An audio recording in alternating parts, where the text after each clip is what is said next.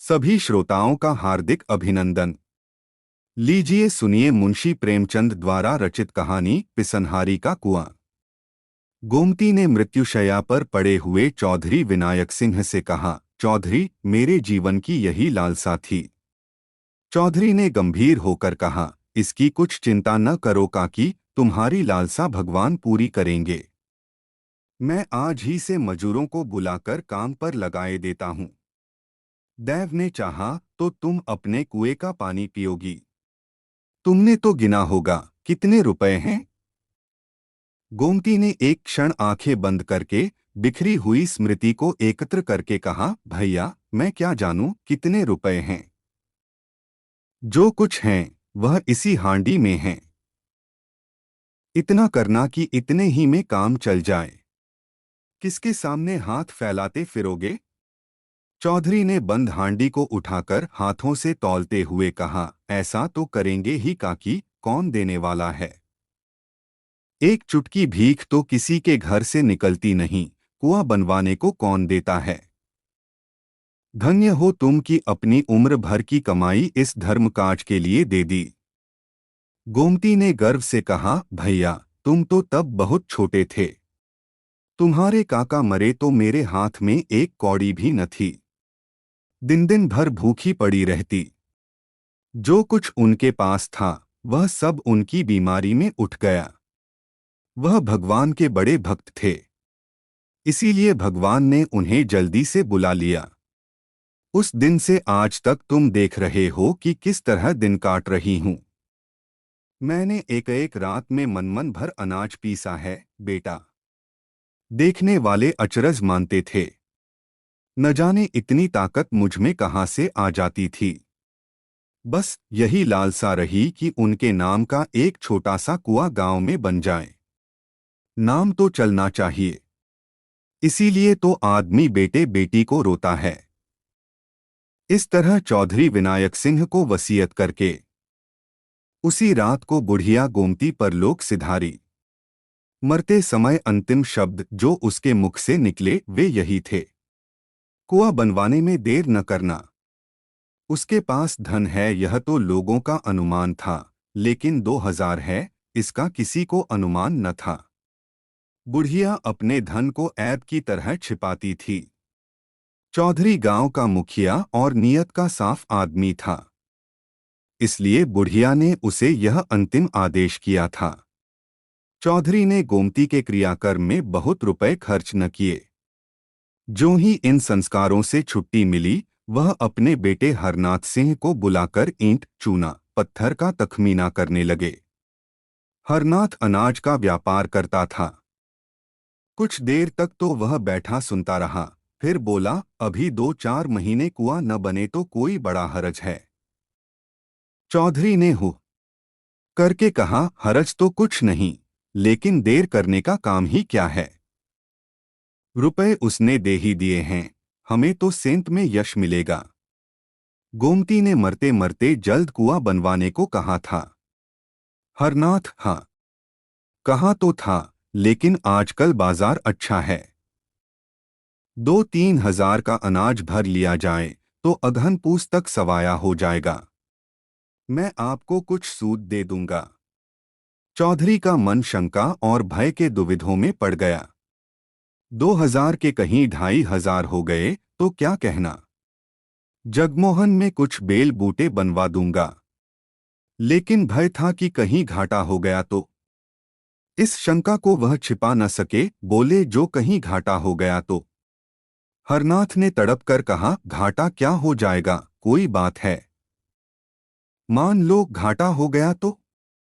हरनाथ ने उत्तेजित होकर कहा, यह कहो कि तुम रुपए नहीं देना चाहते, बड़े धर्मात्मा बने हो।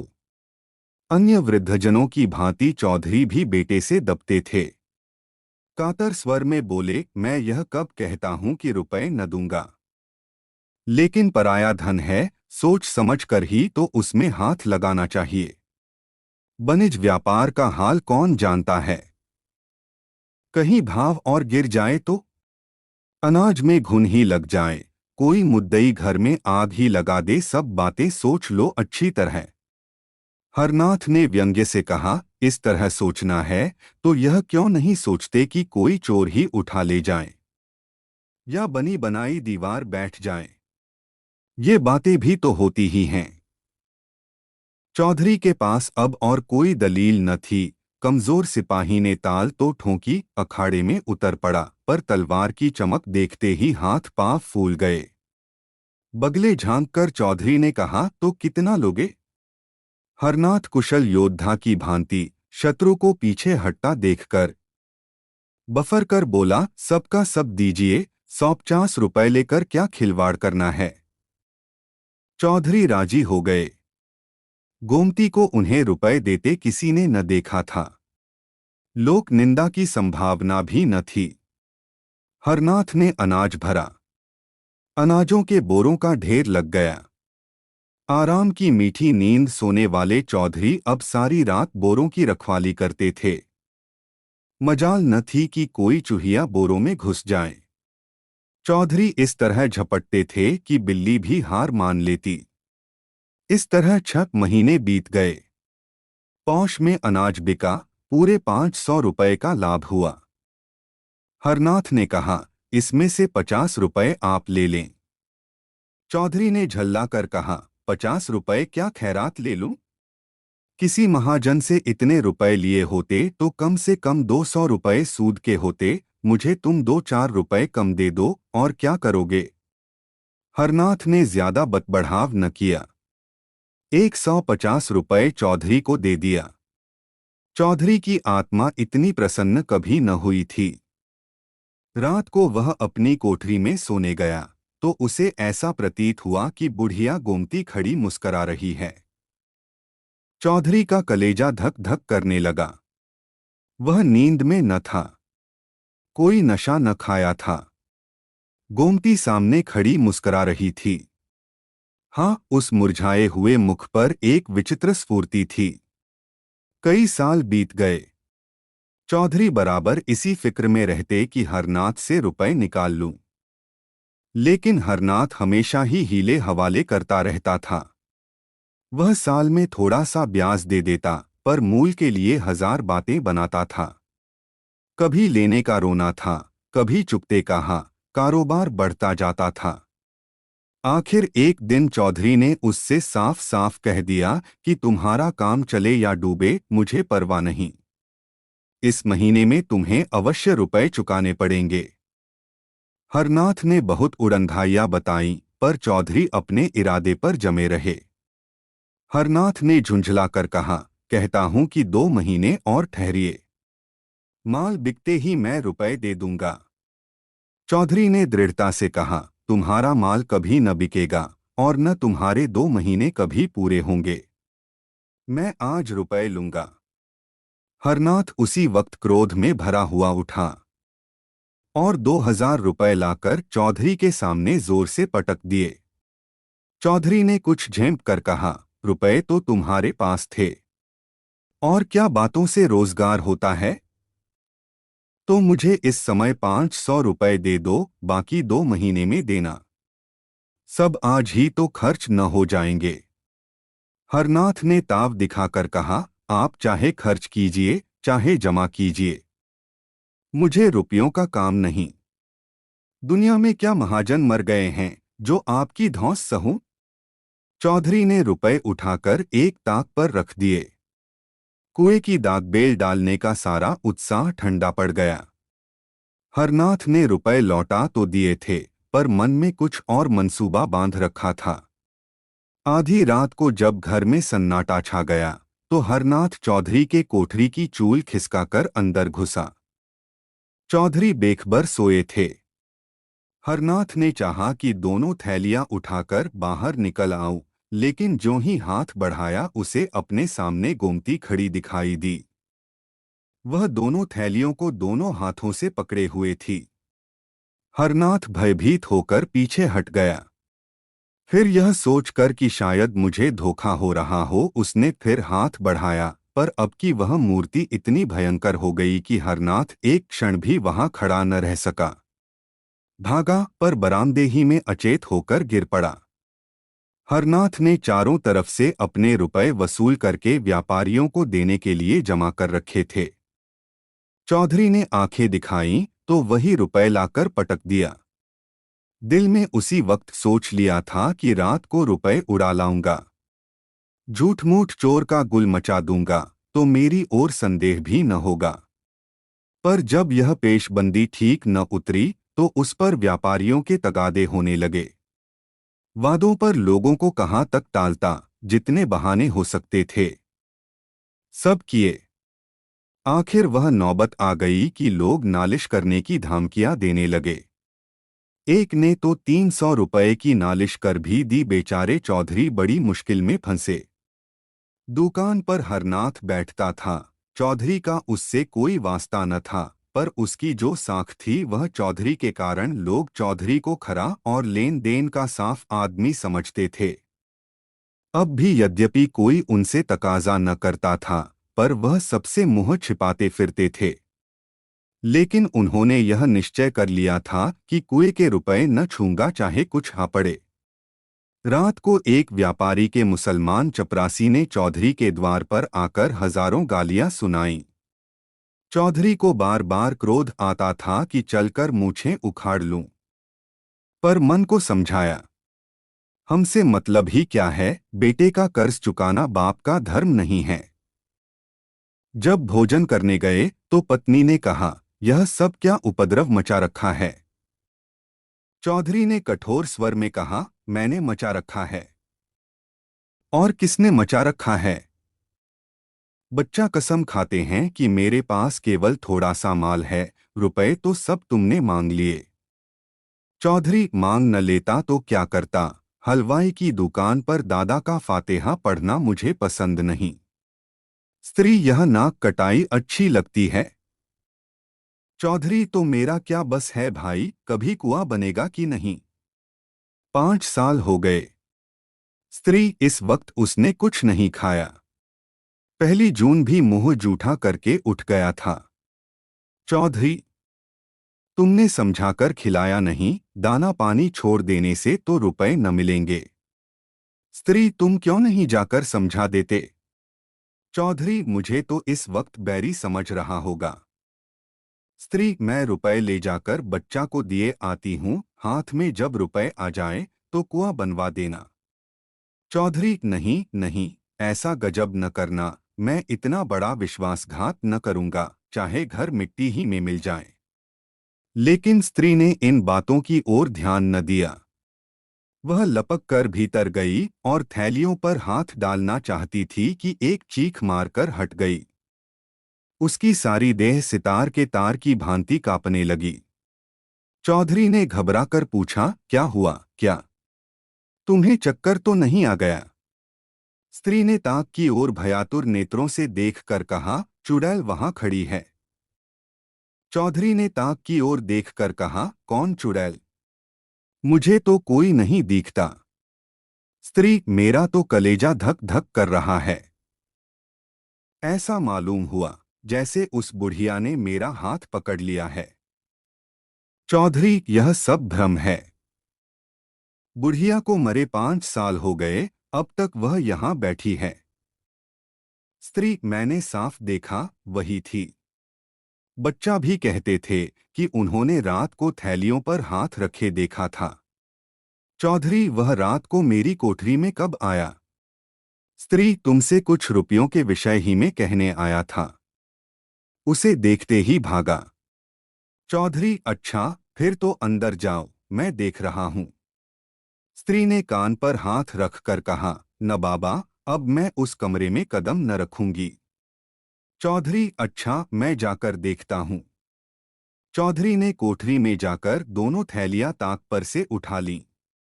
किसी प्रकार की शंका न हुई। गोमती की छाया का कहीं नाम भी न था। स्त्री द्वार पर खड़ी झांक रही थी। चौधरी ने आकर गर्व से कहा, मुझे तो कहीं कुछ न दिखाई दिया। वहां होती तो कहाँ चली जाती? स्त्री, क्या जाने तुम्हें क्यों नहीं दिखाई दी। तुमसे उसे स्नेह था, इसी से हट गई होगी। चौधरी, तुम्हें भ्रम था और कुछ नहीं। स्त्री बच्चा को बुलाकर पुछाए देती हूँ। चौधरी खड़ा तो हूँ, आकर देख क्यों नहीं लेती। स्त्री को कुछ आश्वासन हुआ। उसने ताक के पास जाकर डरते डरते हाथ बढ़ाया, जोर से चिल्लाकर भागी और आंगन में आकर दम लिया। चौधरी भी उसके साथ आंगन में आ गया और विस्मय से बोला, क्या था क्या? व्यर्थ में भागी चली आई, मुझे तो कुछ न दिखाई दिया। स्त्री ने हाफते हुए तिरस्कारपूर्ण स्वर में कहा, चलो हटो, अब तक तो तुमने मेरी जान ही ले ली थी। न जाने तुम्हारी आंखों को क्या हो गया है। खड़ी तो है वह डायन। इतने में हरनाथ भी वहां आ गया। माता को आंगन में खड़े देखकर बोला, क्या है अम्मा, कैसा जी है? स्त्री, वह चुड़ैल आज 2 बार दिखाई दी बेटा। मैंने कहा, लाओ तुम्हें रुपए दे दूं, फिर जब हाथ में जा जाएंगे तो कुआं बनवा दिया जाएगा। लेकिन ज्यों ही थैलियों पर हाथ रखा, उस चुड़ैल ने मेरा हाथ पकड़ लिया, प्राण से निकल गए। हरनाथ ने कहा, किसी अच्छे ओझा को बुलाना चाहिए जो इसे मार भगाए। चौधरी, क्या रात को तुम्हें भी दिखाई दी थी? हरनाथ, हाँ, मैं तुम्हारे पास एक मामले में सलाह करने आया था। ज्यों ही अंदर कदम रखा, वह चुड़ैल ताक के पास खड़ी दिखाई दी। मैं बदहवास होकर भागा। चौधरी, अच्छा, फिर तो जाओ। स्त्री, कौन? अब तो मैं न जाने दूं, चाहे कोई लाख रुपए ही क्यों न दे। हरनाथ, मैं आप न जाऊंगा। चौधरी, मगर मुझे कुछ दिखाई नहीं देता। यह बात क्या है?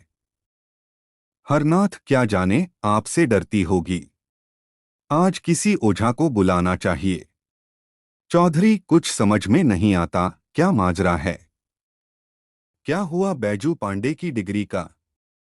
हरनाथ इन दिनों चौधरी से इतना जलता था कि अपनी दुकान के विषय की कोई बात उनसे न कहता था। आंगन की तरफ ताकता हुआ मानो हवा से बोला, जो होना होगा वह होगा। मेरी जान के सिवा और कोई क्या ले लेगा? जो खा गया हूं वह तो उगल नहीं सकता। चौधरी, कहीं उसने डिग्री जारी कर दी तो? हरनाथ, तो क्या? दुकान में 400-500 का माल है, वह नीलाम हो जाएगा। चौधरी, कारोबार तो सब चौपट हो जाएगा।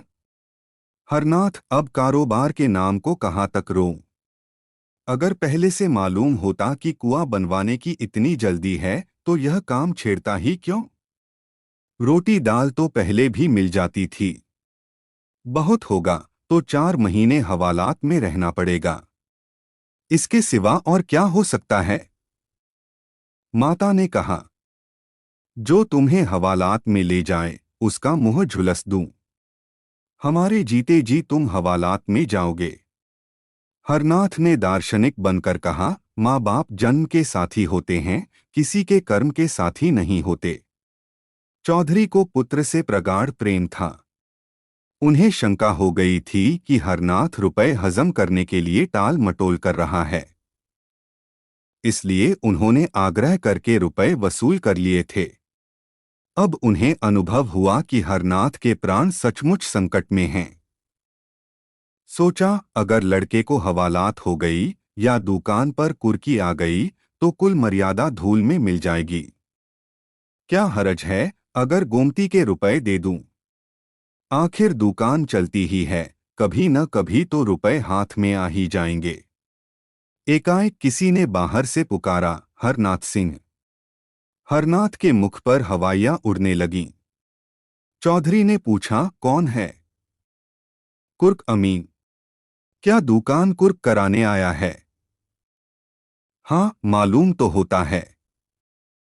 कितने रुपयों की डिग्री है? 1500 रुपए की। कुर्कमीन कुछ लेने देने से न टलेगा। टल तो जाता पर महाजन भी तो उसके साथ होगा। उसे जो कुछ लेना है उधर से ले चुका होगा। न हो 1500 रुपए गोमती के रुपयों में से दे दो, उसके रुपए कौन छुएगा? न जाने घर पर क्या आफत आए। उसके रुपए कोई हजम थोड़ी ही किए लेता है। चलो मैं दे दूं। चौधरी को इस समय भय हुआ, कहीं मुझे भी वह न दिखाई दे, लेकिन उनकी शंका निर्मूल थी। उन्होंने एक थैली से 550 रुपए निकाले और दूसरी थैली में रखकर हरनाथ को दे दिए। संध्या तक इन 5,000 रुपए में 1 रुपया भी न बचा। 12 साल गुजर गए। न चौधरी अब इस संसार में हैं, न हरनाथ। चौधरी जब तक जिए उन्हें कुएं की चिंता बनी रही। यहाँ तक कि मरते दम भी उनकी जबान पर कुएं की रट लगी हुई थी। लेकिन दुकान में सदैव रुपयों का तोड़ा रहा। चौधरी के मरते ही सारा कारोबार चौपट हो गया। हरनाथ ने आने रुपए लाभ से संतुष्ट न होकर दूने तिगुने लाभ पर हाथ मारा। जुआ खेलना शुरू किया। साल भी न गुजरने पाया था कि दुकान बंद हो गई। गहने पाती, बर्तन भाड़े सब मिट्टी में मिल गए। चौधरी की मृत्यु के ठीक साल भर बाद हरनाथ ने भी इस हानि लाभ के संसार से पलायन किया। माता के जीवन का अब कोई सहारा न रहा। बीमार पड़ी पर दवा दर्पण न हो सकी। 3-4 महीने तक नाना प्रकार के कष्ट झेलकर वह भी चल बसी। अब केवल बहू थी और वह भी गर्भिणी। उस बेचारी के लिए अब कोई आधार न था। इस दशा में मजदूरी भी न कर सकती थी।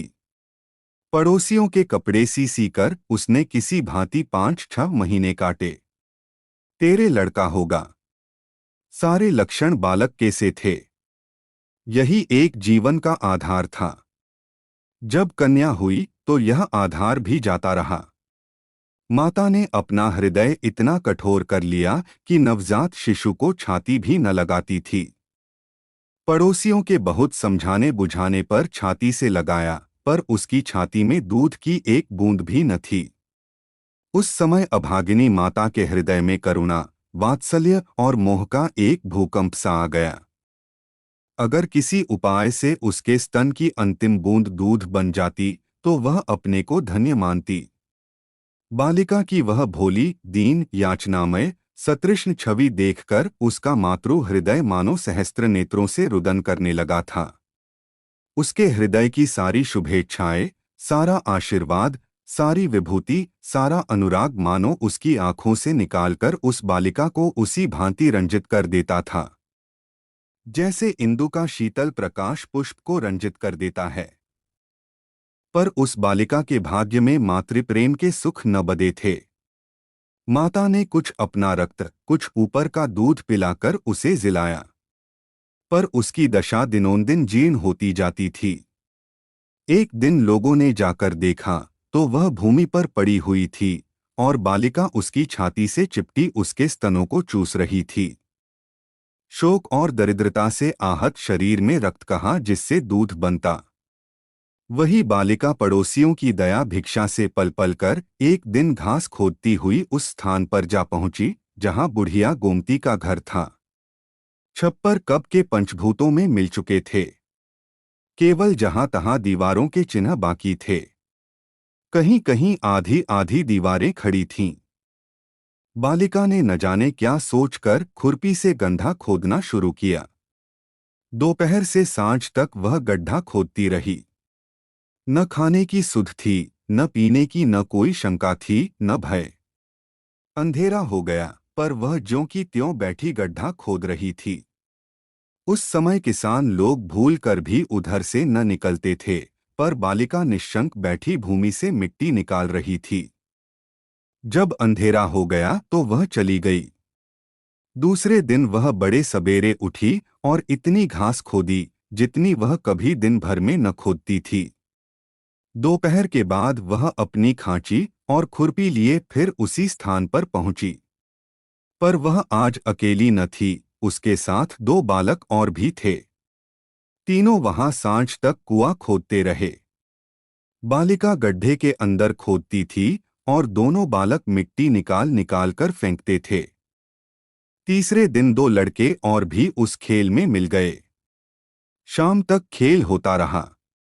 आज गड्ढा 2 हाथ गहरा हो गया था। गांव के बालक बालिकाओं में इस विलक्षण खेल ने अभूतपूर्व उत्साह भर दिया था। चौथे दिन और भी कई बालक मिले। सलाह हुई, कौन अंदर जाए, कौन मिट्टी उठाए, कौन झोंका खींचे। गड्ढा अब 4 हाथ गहरा हो गया था, पर अभी तक बालकों के सिवा और किसी को उसकी खबर न थी। एक दिन रात को एक किसान अपनी खोई हुई भैंस ढूंढता हुआ उस खंडहर में जा निकला। अंदर मिट्टी का ऊंचा ढेर, एक बड़ा सा गड्ढा और एक टिमटिमाता हुआ दीपक देखा तो डर कर भागा। औरों ने भी आकर देखा, कई आदमी थे, कोई शंका न थी। समीप जाकर देखा तो बालिका बैठी थी। एक आदमी ने पूछा, अरे क्या तूने यह गड्ढा खोदा है? बालिका ने कहा, हाँ। गड्ढा खोदकर क्या करेगी? यहाँ कुआं बनाऊंगी। कुआं कैसे बनाएगी? जैसे इतना खोदा है वैसे ही इतना और खोद लूंगी। गांव के सब लड़के खेलने आते हैं, मालूम होता है तू अपनी जान देगी और अपने साथ और लड़कों को भी मारेगी। खबरदार, जो कल से गड्ढा खोदा। दूसरे दिन और लड़के न आए। बालिका भी दिन भर मजूरी करती रही, लेकिन संध्या समय वहां फिर दीपक जला और फिर वह खुरपी हाथ में लिए वहां बैठी दिखाई दी। गांव वालों ने उसे मारा पीटा, कोठरी में बंद किया, पर वह अवकाश पाते ही वहां जा पहुंचती। गांव के लोग प्राय श्रद्धालु होते ही हैं। बालिका के इस अलौकिक अनुराग ने आखिर उनमें भी अनुराग उत्पन्न किया। कुआं खुदने लगा। इधर कुआं खुद रहा था, उधर बालिका मिट्टी से ईंटें बनाती थी। इस खेल में सारे गांव के लड़के शरीक होते थे।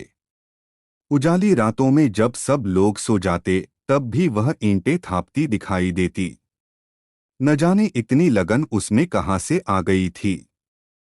7 वर्ष की उम्र कोई उम्र होती है, लेकिन 7 वर्ष की वह लड़की बुद्धि और बातचीत में अपनी तिगुनी उम्र वालों के कान काटती थी। आखिर एक दिन वह भी आया कि कुआं बंधा गया और उसकी पक्की जगत तैयार हो गई। उस दिन बालिका उसी जगत पर सोई।